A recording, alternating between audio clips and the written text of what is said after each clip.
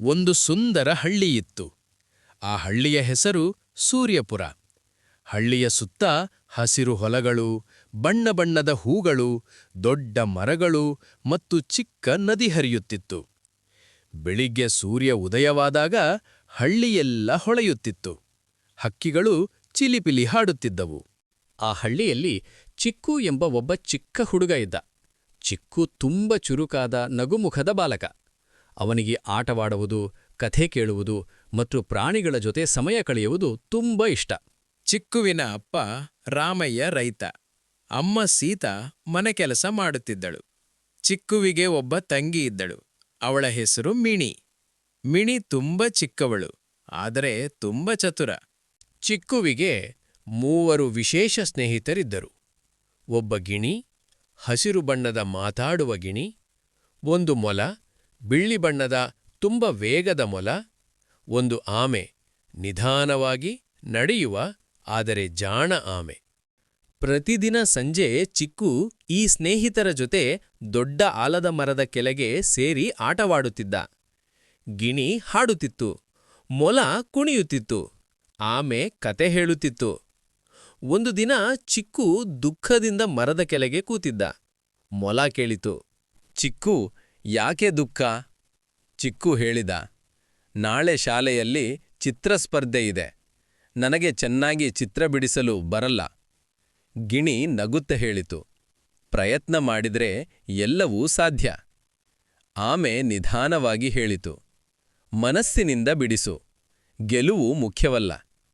ಚಿಕ್ಕು ಅವರ ಮಾತು ಕೇಳಿ ಧೈರ್ಯ ಪಡೆದ. ಮರುದಿನ ಶಾಲೆಯಲ್ಲಿ ಚಿತ್ರಸ್ಪರ್ಧೆ ಶುರುವಾಯಿತು. ಎಲ್ಲಾ ಮಕ್ಕಳು ತಮ್ಮ ತಮ್ಮ ಚಿತ್ರ ಬಿಡಿಸುತ್ತಿದ್ದರು. ಕೆಲವರು ಮನೆ, ಕೆಲವರು ಕಾರು, ಕೆಲವರು ಹೂ ಬಿಡಿಸುತ್ತಿದ್ದರು. ಚಿಕ್ಕು ಯೋಚಿಸಿದ. ಅವನು ತನ್ನ ಹಳ್ಳಿಯ ಚಿತ್ರ ಬಿಡಿಸಿದ. ಹಸಿರು ಹೊಲ, ನದಿ, ಮರ, ಪ್ರಾಣಿಗಳು, ತಾನು ಮತ್ತು ತನ್ನ ಸ್ನೇಹಿತರು. ಅವನು ಮನಸ್ಸಿನಿಂದ ಚಿತ್ರ ಬಿಡಿಸಿದ. ಸಂಜೆಗೆ ಫಲಿತಾಂಶ ಪ್ರಕಟವಾಯಿತು. ಗುರುಗಳು ಹೇಳಿದರು, ಮೊದಲ ಬಹುಮಾನ ಚಿಕ್ಕು. ಚಿಕ್ಕು ಅಚ್ಚರಿಯಿಂದ ನಿಂತ. ಅವನ ಕಣ್ಣುಗಳಲ್ಲಿ ಸಂತೋಷದ ನೀರು. ಅವನು ಓಡಿ ಮನೆಗೆ ಬಂದು ಅಪ್ಪ ಅಮ್ಮಗೆ ಹೇಳಿದ. ಎಲ್ಲರೂ ಖುಷಿಯಾದರು. ಕೆಲ ದಿನಗಳ ನಂತರ ಹಳ್ಳಿಯಲ್ಲಿ ಒಂದು ಸಮಸ್ಯೆ ಉಂಟಾಯಿತು. ನದಿಯ ನೀರು ಕಡಿಮೆಯಾಯಿತು. ಪ್ರಾಣಿಗಳು ನೀರಿಗಾಗಿ ಕಷ್ಟಪಟ್ಟವು. ಹಳ್ಳಿಯ ಜನರು ಚಿಂತಿಸಿದರು. ಚಿಕ್ಕು ತನ್ನ ಸ್ನೇಹಿತರ ಜೊತೆ ಮಾತನಾಡಿದ. ನಾವೇನಾದರೂ ಮಾಡಬೇಕು ಎಂದ. ಆಮೆ ಹೇಳಿತು, ನೀರನ್ನು ಉಳಿಸಬೇಕು. ಮೊಲ ಹೇಳಿತು, ನದಿಯ ಬಳಿ ಕಸ ತೆಗೆದು ಹಾಕೋಣ. ಗಿಣಿ ಹೇಳಿತು, ಎಲ್ಲರಿಗೂ ವಿಷಯ ತಿಳಿಸೋಣ. ಚಿಕ್ಕು ಹಳ್ಳಿಯ ಮಕ್ಕಳನ್ನು ಸೇರಿಸಿದ. ಎಲ್ಲರೂ ಸೇರಿ ನದಿಯ ಬಳಿ ಕಸ ತೆಗೆದು ಮರ ನೆಟ್ಟರು. ನೀರನ್ನು ವ್ಯರ್ಥ ಮಾಡಬೇಡಿ ಎಂದು ಜನರಿಗೆ ಹೇಳಿದರು. ಕೆಲ ದಿನಗಳಲ್ಲಿ ಮಳೆ ಬಂತು. ನದಿ ಮತ್ತೆ ತುಂಬಿತು. ಪ್ರಾಣಿಗಳು ಸಂತೋಷಪಟ್ಟವು. ಹಳ್ಳಿಯೆಲ್ಲ ಖುಷಿಯಾಯಿತು.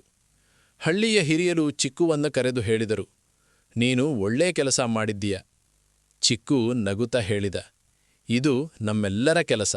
ಆ ದಿನ ರಾತ್ರಿ ಚಿಕ್ಕು ಆಲದ ಮರದ ಕೆಳಗೆ ಸ್ನೇಹಿತರ ಜೊತೆ ಕೂತಿದ್ದ. ಚಂದ್ರ ಬೆಳಕು ಎಲ್ಲೆಡೆ ಹರಡಿತು. ಗಿಣಿ ಹೇಳಿತು, ಸ್ನೇಹ ತುಂಬ ಮುಖ್ಯ. ಮೊಲ ಹೇಳಿತು, ಸಹಾಯ ಮಾಡುವುದು ಒಳ್ಳೆಯದು. ಆಮೆ ಹೇಳಿತು, ಧೈರ್ಯ ಇದ್ದರೆ ಎಲ್ಲವೂ ಸಾಧ್ಯ. ಚಿಕ್ಕು ಮನಸ್ಸಿನಲ್ಲಿ ಯೋಚಿಸಿದ, ನಾವು ಚಿಕ್ಕವರಾದರೂ ನಮ್ಮ ಒಳ್ಳೆಯ ಕೆಲಸ ದೊಡ್ಡದು. ಅಂದಿನಿಂದ ಚಿಕ್ಕು ಮತ್ತು ಅವನ ಸ್ನೇಹಿತರು ಹಳ್ಳಿಯ ಎಲ್ಲರಿಗೂ ಮಾದರಿಯಾದರು. ಅವರು ಸದಾ ಒಳ್ಳೆಯದು ಮಾಡುತ್ತಾ, ನಗುತ್ತಾ, ಆಟವಾಡುತ್ತಾ ಬದುಕಿದರು. ಒಂದು ಸಣ್ಣ ಹಳ್ಳಿಯ ಅಂಚಿನಲ್ಲಿ ಶೇಖರ್ ಎಂಬ ಮನುಷ್ಯ ವಾಸಿಸುತ್ತಿದ್ದ. ಅವನು ಬಹಳ ಕ್ರೂರ ಸ್ವಭಾವದವನು. ಯಾರ ಜೊತೆಗೂ ಪ್ರೀತಿಯಿಂದ ಮಾತನಾಡುವುದಿಲ್ಲ. ಹಣವೇ ಅವನಿಗೆ ದೇವರು. ಅವನ ಮನೆಯಲ್ಲಿ ಒಂದು ಹಸು, ಕೆಲವು ಕೋಳಿಗಳು ಮತ್ತು ಒಂದು ಕುರಿ ಇದ್ದವು. ಆದರೆ ಅವನು ಅವುಗಳನ್ನು ಪ್ರಾಣಿಗಳೆಂದಲ್ಲ, ಕೇವಲ ಹಣ ತರುವ ವಸ್ತುಗಳೆಂದು ನೋಡುತ್ತಿದ್ದ. ಶೇಖರ್ನ ಹಸು ಗೌರಿ ತುಂಬ ಸೌಮ್ಯ ಸ್ವಭಾವದದು. ಪ್ರತಿದಿನ ಹಾಲು ಕೊಟ್ಟರೂ ಶೇಖರ್ ಅದಕ್ಕೆ ಸರಿಯಾಗಿ ಆಹಾರ ಕೊಡುತ್ತಿರಲಿಲ್ಲ. ಹಾಲು ಕೊಟ್ಟರೆ ಸಾಕು, ಹೆಚ್ಚು ತಿನ್ನಬೇಕಿಲ್ಲ ಎಂದು ಅವನು ಗದರಿಸುತ್ತಿದ್ದ. ಕೋಳಿಗಳು ಹಸಿವಿನಿಂದ ಮನೆ ಮುಂದೆ ಅಲೆಯುತ್ತಿದ್ದವು. ಅವುಗಳಿಗೆ ಕೆಲವೊಮ್ಮೆ ಮಾತ್ರ ಧಾನ್ಯ ಸಿಗುತ್ತಿತ್ತು. ಒಂದು ಚಿಕ್ಕ ಕೋಳಿ ಯಾವಾಗಲೂ ಉಳಿದ ಕೋಳಿಗಳ ಹಿಂದೆ ಅಡಗಿ ನಿಂತಿರುತ್ತಿತ್ತು. ಹಸಿವಿನಿಂದ ಅದರ ಕಣ್ಣುಗಳಲ್ಲಿ ನೀರು ತುಂಬಿರುತ್ತಿತ್ತು.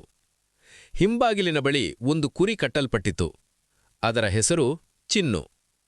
ಚಿನ್ನು ದಿನವಿಡೀ ಕಟ್ಟಿಹಾಕಿದ ಕಂಬದ ಬಳಿ ನಿಂತು ಆಕಾಶವನ್ನು ನೋಡುತ್ತಾ ಮೌನವಾಗಿ ನಿಂತಿರುತ್ತಿತ್ತು. ಹುಲ್ಲು ತಿನ್ನಲು ಹೊರಗೆ ಹೋಗಲು ಸಾಧ್ಯವಾಗುತ್ತಿರಲಿಲ್ಲ. ಶೇಖರ್ಗೆ ಪ್ರಾಣಿಗಳ ನೋವು ಕಾಣಿಸುತ್ತಿರಲಿಲ್ಲ. ನಾನು ಇವುಗಳಿಗೆ ಊಟ ಕೊಟ್ಟಿದ್ದೇ ದೊಡ್ಡದು ಎಂದುಕೊಳ್ಳುತ್ತಿದ್ದ. ಒಂದು ದಿನ ಭಾರೀ ಬಿಸಿಲಿತ್ತು.